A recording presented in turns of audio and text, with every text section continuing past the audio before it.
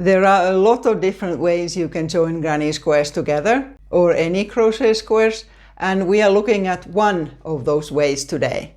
We'll first look at how it goes, and then at the end I'll show you a few different versions how the color of the yarn that you use for the joining affects the final project, what it looks like. The method we are using may feel a bit slow and complicated at first, but you will quickly get the hang of it, and after that it's not hard. I'm starting by joining these here. First doing a long seam this here way. For joining them I'm using yarn that's about the same weight as these here ones. Now these are all sorts of scrap yarns, but they are about the same weight. And then a hook that goes with them. This one is 4mm or G. You could either select one of the colors in the squares or something opposite. Like I'm using white that I don't have in the squares, or you could use black. Or of course, if you want to add more color, you could have different colors in different parts of the joining. Starting with these two, and make sure you start from the side where the final row is towards you. The important thing with each stitch is that you take the corresponding stitch from each of the squares. And I'm going to start in a corner. In this square I only have 2 stitches in the corner. You might have 3. In both cases, 2 or 3, I would start with the chain, the last chain in the corner. And you insert the hook into the back loop of that stitch there. And then take the other one and find the corresponding stitch. So the last one of the corner, and again in here. And then take your yarn and pull through both of them. Always take the first stitch from the same side. So that's the next stitch in this one, and that one there. And so you will always have 3 loops on the hook like that there. And then take a yarn over and pull through them. And this is how you continue. That one and the next one here. Take yarn and pull through. You might find it easier to work on the table. I prefer it up here.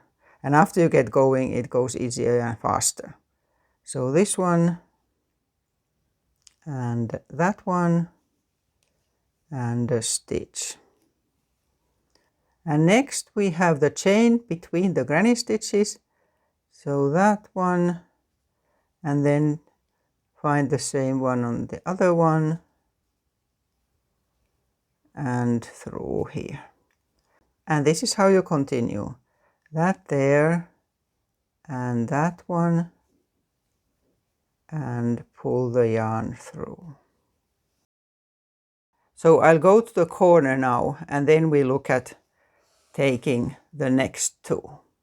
Here, so we're getting a neat row like a chain here. And then we continue. Now here I have taken the first chain of the corner from both sides. And then I'll go to the next one. And again here, so we just straight jump to the next one.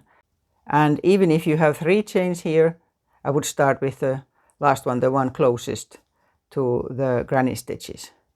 So here, and this one. So again, this here stitch.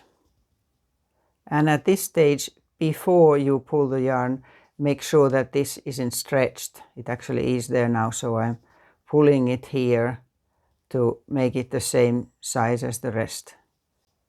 And then the stitch through that one and that one. There. So now these are together. And then I continue exactly the same way. So the back loop of that one and that one. Here. So now I'll continue there, and then I'll do this next one as well. So I would recommend that you do a whole row, no matter how long it is. You do all of it, and any other long rows you have to do them first, and then after that we'll go across. Now these here have been joined, and now I'll start just the same way here, and then we'll look together when we get to this here cross point. So I'm here now, close to this here point, and we'll make this here cross point in one way and then the next one in a different way. So you have the choice of two. So there's only the chain here to join first, that one and that one. So I'm joining them. Can at times be hard to get through. And now what you need to do is to make an extra one to go across this here chain looking bit. So one extra stitch there. And then you continue normally. So here's a chain, and here's a chain.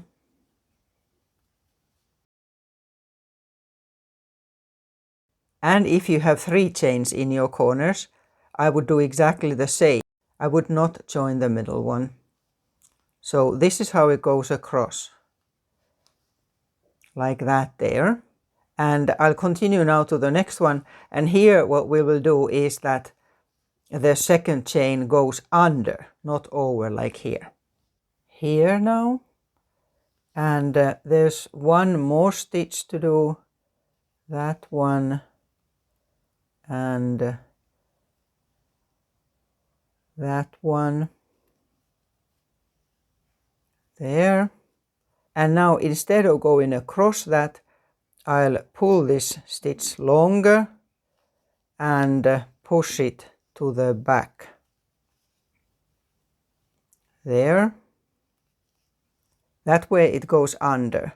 And I'll insert the hook back in it and pull it shorter, but it has to stay a bit longer, so don't pull it too much.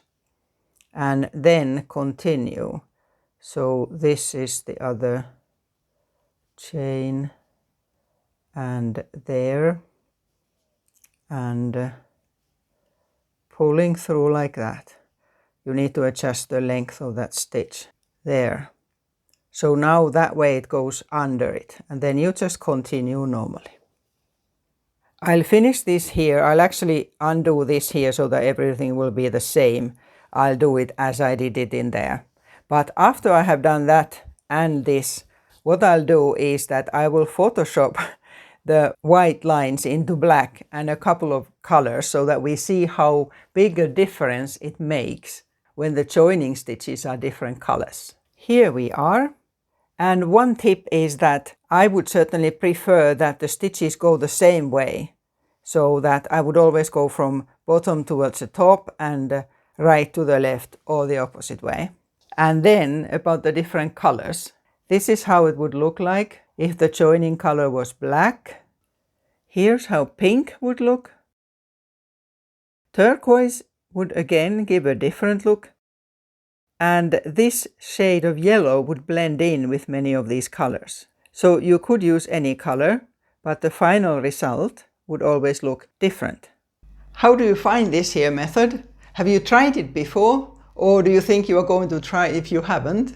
And what type of project do you think you would use it for? For a small thing like this, it worked very quickly. Check out also this here playlist that has lots of different things to do with granny squares. Till next time.